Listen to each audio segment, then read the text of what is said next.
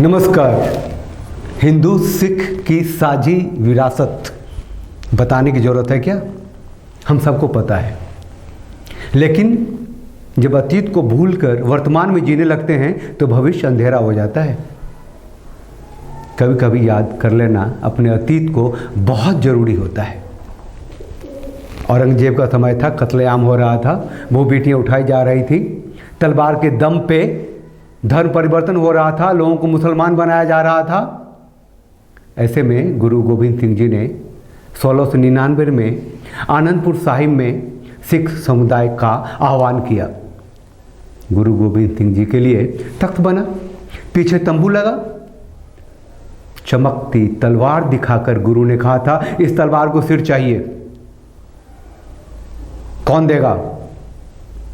जनाब, जो पहला आदमी खड़ा हुआ बिना सोच के, बिना विचार के, श्रद्धा और समर्पण से अपना सिर कटाने के लिए, उनका नाम था दयाराम। और गुरु गोविंद सिंह जी ने क्या किया? दयाराम जी को लिया, तंबू में गए। जब वापस आए तो उनकी तलवार खून से सना हुआ था। कहानी हम सबको पता है।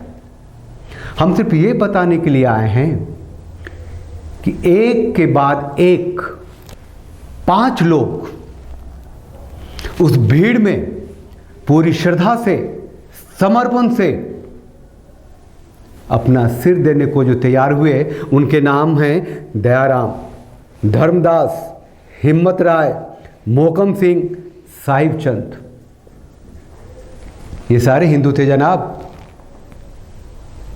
ये सारे हिंदू थे। उनकी आस्था, उनका समर्पण, उनका विश्वास गुरु गोविंद सिंह जी में था। और खालसा पंथ की स्थापना गुरु गोविंद सिंह जी ने इन्हीं 5 को लेकर किया, इन्हीं 5 प्यारे बनाया, इन्हीं नाम दिया।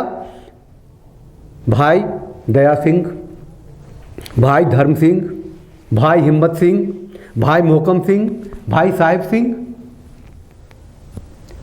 अब हिंदू सिख की साझी विरासत को हम क्या यूं ही जाने दें?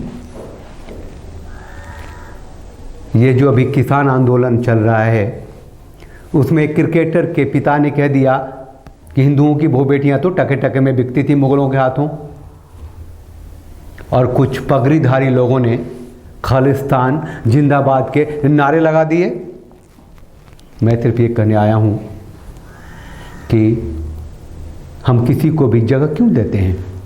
हमारी सोच, विचार, हमारी आस्था, हमारी संस्कृति, हमारी परंपरा, हमारी राष्ट्रीयता के सामने ये ऐसी बातें कोई मायने रखती है क्या?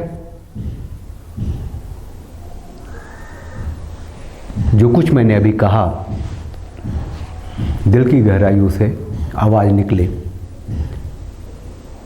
ये जो भी राष्ट्र के लोग हैं, जो राष्ट्रीयता से भरे पड़े हैं, उन्हें पता है देश कैसे चलता है। उसे एक छोटे मोटे बातों में उलझाकर नेस्त नाबूद करने वाले जो लोग होते हैं, उनसे बच के रहना है, उनसे सावधान रहना है।